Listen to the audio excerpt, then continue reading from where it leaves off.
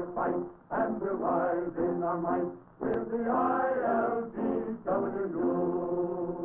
North, south, east, and west, all the workers are friends. Join the union ranks. On the morning of May 23rd, 1950, 1,100 members of the International Ladies Garment Workers Union assembled on the Atlantic City Boardwalk.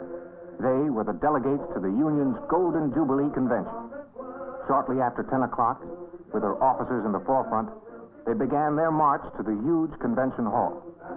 Colorful banners identified the delegates from more than 400 communities in the United States and Canada.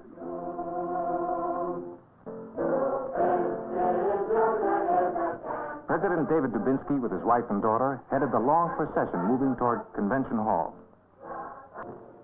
In the huge hall, the delegates saw the convention emblem. Each delegation proceeded to its appointed place in the hall. Excitement and anticipation reached a peak.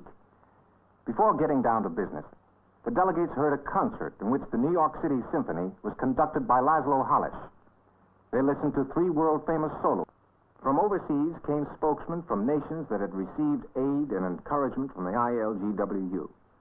From the world's newest democracy came Israel's ambassador, ILGWU Jeannine, telling of the work being done by the Histadrut, the labor movement of his country. He told the delegates that their support had brought the young nation through its most trying times.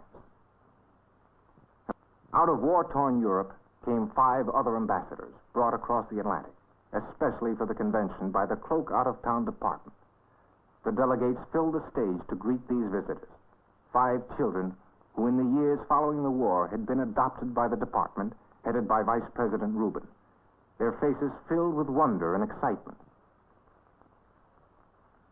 As Rainer Dubinsky extended a child's welcome in behalf of the children of America, Carla Lipsig joined in presenting toy gifts to help make their American visit more memorable. Each child speaks to the delegates in its native tongue, simple, heartbreaking words of thanks from the children of Europe, as Mama Bertha Mehring watches. A child speaks in Italian. Little Ambassador Loredana Guarneri tells what ILG-8 has meant. Girolamo Gulicki of the Roosevelt Training School says the words of gratitude, remembers a father who fought in the Italian underground, remembers him captured and killed, and even a convention full of love can't heal the wound or silence the choking sobs.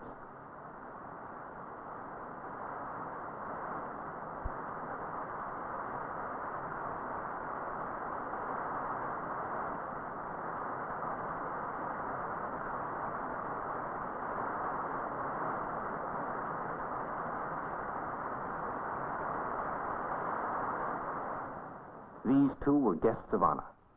They received delegates' badges and flowers. And in the pride and excitement of the moment, the tears dried. It was a great moment for them and the convention. The children took pride in their delegates' badges.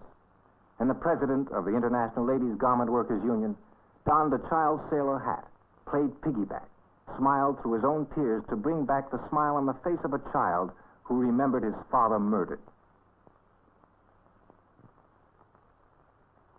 The steady pace of convention sessions was broken by a gala jamboree.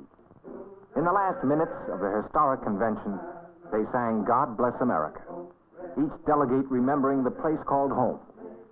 They sang of that America in which the world's most precious freedoms were strongly anchored, the America to which a world largely deprived of free labor organizations looked with desperate hope. And so ended the Golden Jubilee Convention of the International Ladies Garment Workers Union.